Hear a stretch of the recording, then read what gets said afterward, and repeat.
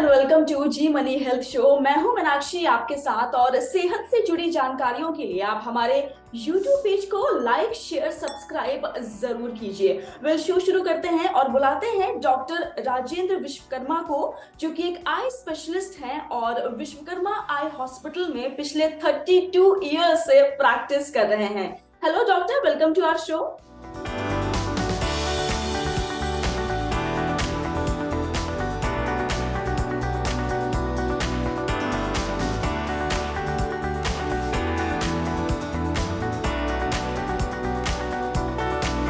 Thank you very much for calling me. It's a pleasure to have you on our show doctor. And सबसे पहले हम बात करेंगे अपनी आंखों की। सर, हाइपरमेट्रोपिया, मैंने ये नाम तो बहुत सुना है, लेकिन इसका क्या मतलब होता है, आप प्लीज हमें बताएंगे। ये आँख के डिफेक्ट में से एक डिफेक्ट है। आंखों में बहुत सारे डिफेक्ट होते हैं, इसमें हाइपरमेट्रोपिया एक है, जिसमें पैरेलल रेज जो दूर से आती है, नॉर्मली वो रेटिना के ऊपर फोकस होना चाहिए आफ्टर रिफ्रैक्शन, लेकिन हाइपरमेट्रोपिया में ये जो रेज दूर से आ रही है वो रेटिना के पीछे जाके फोकस होती है।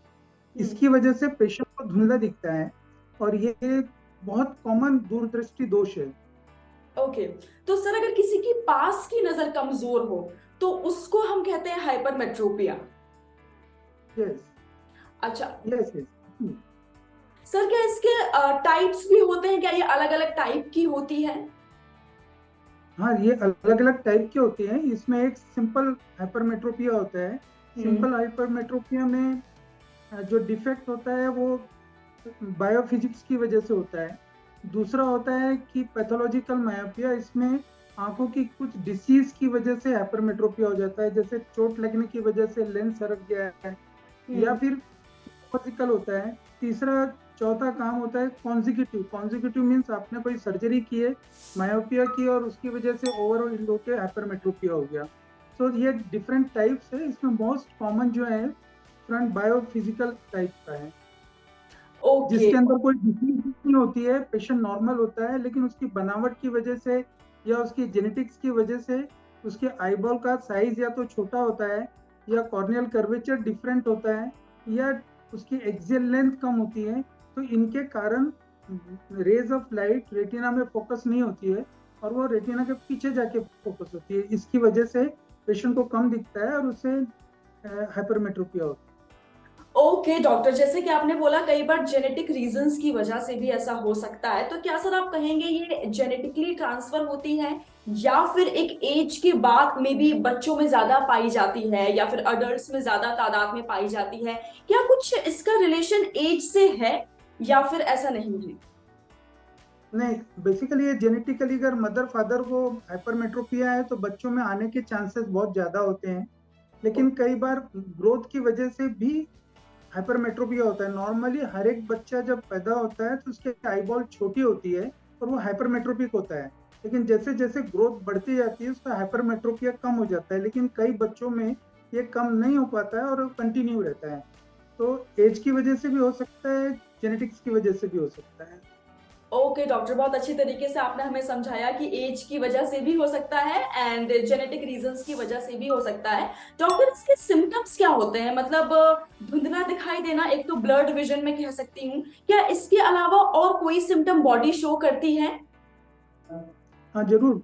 इसके कारण, क्योंकि वो फोकस नहीं कर पाता है, धुंधला दिखता है, तो उसके कंटिन्यूसली आई स्ट्रेन होता है।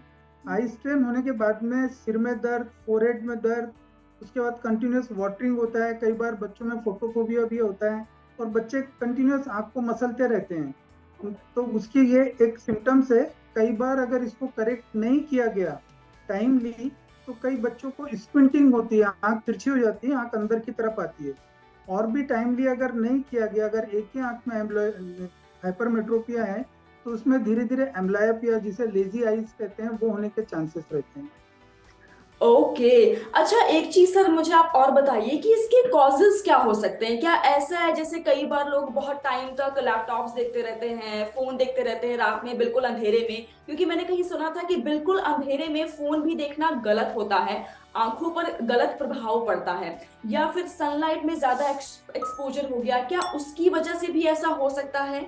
इसके कॉजेस क्या होते हैं? डेफिनेटली अगर आप कंटिन्यूअस नजदीक का देख रहे हैं तो उसके कारण क्या होता है, आंख का अकोमोडेशन यूज होता है। और आंख का अकोमोडेशन अगर कंटिन्यूअस यूज हो रहा है, जैसे बच्चे कंटिन्यूअस मोबाइल देख रहे हैं या लैपटॉप में कर रहे हैं या कोई नियर वर्क कंटिन्यूअस कर रहे हैं, नियर वर्क मतलब सिलाई बुनाई का भी हो सकता है, कंटिन्यूअस रीडिंग का भी हो सकता है, नजदीक बारीक काम जैसे वॉच मेकर्स हो गए या जो ज्वेलरी शॉप में वर्क करते हैं जिनको कंटिन्यूअस नजदीक का काम करना पड़ रहा है, ऐसे लोगों में कई बार अकोमोडेशन फेल्यूर होता है और उनको दिखाई कम देता है। तो अधिकतर माँ बाप यही पूछने आते हैं क्या हमारे बच्चों को ये जो चश्मे का नंबर लग रहा है इसकी वजह मोबाइल है, तो कुछ हद तक सही है, ओके। कुछ हद तक। तो आप रिकमेंड क्या करेंगे, कितने टाइम तक मोबाइल देखना एक दिन में इज ओके फॉर आईज, और कितना हमें नहीं देखना चाहिए फोन? देखो बेसिकली हमारी आंखें जो बनी है ना वो दूर का देखने के लिए बनी है, नेचर ने हमारी आंखों को दूर का देखने के लिए बनाया है। लेकिन अभी हमने अपने आप को सब कुछ बदल दिया है। अब हमारे वर्क कंडीशंस बदल गई है। पहले हम अधिकतर दूर का काम करते थे, अब नजदीक का काम कर रहे हैं। अब हमने क्या किया है, अपने आप को नजदीक के लिए बना दिया। हम कंटिन्यूअस लैपटॉप में काम कर रहे हैं, लैपटॉप से छूटे कि मोबाइल में काम कर रहे हैं, मोबाइल से छूटे कि फिर हम रात को बैठ के मैचेस देखना शुरू कर दिए। तो ये जो कंटिन्यूअस नया काम है इसने हमारे नेचर को बदल दिया है। जो आंखें दूर के लिए बनी थी अब कंटिन्यूअस नजदीक के लिए काम कर रही है। और जो भी चीज जरूरत से ज्यादा होंगी वो नुकसानदायक है, जिसको कहते हैं ना अति सर्वत्र वर्जिते। तो ये अति जो है ये आंख के लिए नुकसानदायक है। बिल्कुल, बहुत अच्छा आपने बोला कि जो भी चीज ज्यादा यूज होगी वो कहीं ना कहीं नुकसानदायक हो ही जाती है।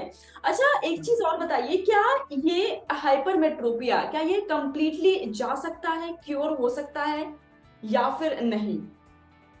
देखो इसमें हर ट्रीटमेंट के दो तरीके होते हैं। हम्म। आंखों के इसमें तीन तरीके अगर हम गिन ले तो एक हाँ। तरीका है चश्मा, दूसरा राइट। तरीका है मेडिसिन और तीसरा है सर्जरी। तो ओके। चश्मा अगर आप कंटिन्यूअस लगा रहे हैं तो हाइपरमेट्रोपिया कम होने के चांसेस नहीं होते हैं। दूसरी चीज होती है कि मेडिसिन, तो ऐसी कोई मेडिसिन अभी तक नहीं बनी है जिसकी वजह से नंबर कम हो जाए। तीसरा है surgery. Of course with surgery hypermetropia को हम कम कर सकते हैं और उसकी डिफरेंट सर्जरीज हैं। उसमें डिफरेंट सर्जरी में लेसिक सर्जरी है जिसके अंदर हाइपरमेट्रोपिया को कम किया जा सकता है, और मोस्ट कॉमन सर्जरी अभी लेसिक सर्जरी है। ओके। ओके सर, एक आखिरी सवाल मैं आपसे पूछना चाहती हूँ कि आंखों की टेक केयर करने के लिए कुछ अगर आप बेसिक हमें बता सके, जैसे कि कई बार मैंने सुना था कि कभी भी आंखों को रब नहीं करना चाहिए, या क्या डेली हमें ठंडे पानी से आंखें वॉश करनी चाहिए, या क्या ऐसा खाएं जो हमारी आंखों के लिए बहुत अच्छा है? जस्ट बेसिक टिप्स अगर आप हमारे व्यूअर्स को दे सके तो। देखो आंखें अपने आप में परिपूर्ण है, उसको किसी चीज की बाहरी चीज की जरूरत नहीं है।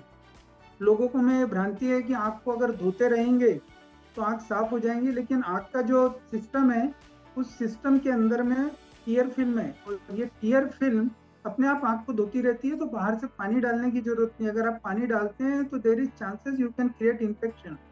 दूसरी चीज लोगों दूसरी चीज लोगों को ये रहती है कि कुछ खाने पीने से आंखें बहुत अच्छी हो जाएंगी, तो अलग से कुछ खाने की जरूरत नहीं। हर पेरेंट आके पूछते हैं कि हम गाजर खिलाए, पालक खिलाए, एग खिलाए, ऐसा नहीं है। अगर बैलेंस डाइट आप ले रहे हैं, कंटिन्यूअस बैलेंस डाइट, तो किसी एक्स्ट्रा चीज की जरूरत नहीं है, कोई भी अलग डाइट। लेकिन यूजुअली पेरेंट्स को हमेशा यही लगता रहता है कि अपने बच्चों को ऐसा क्या दे जिससे उसकी आंखें अच्छी हो जाए। तो कोई भी डाइट ऐसा देने से चश्मे का नंबर उतरता नहीं है, हाइपरमेट्रोपिया कम होता नहीं है।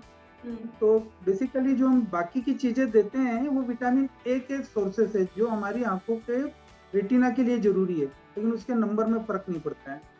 Okay okay, thank you so very much sir, आपने अपने बिजी शेड्यूल से हमारे लिए थोड़ा सा वक्त निकाला। जी मनी हेल्थ शो की पूरी टीम आपको थैंक यू कहना चाहती है।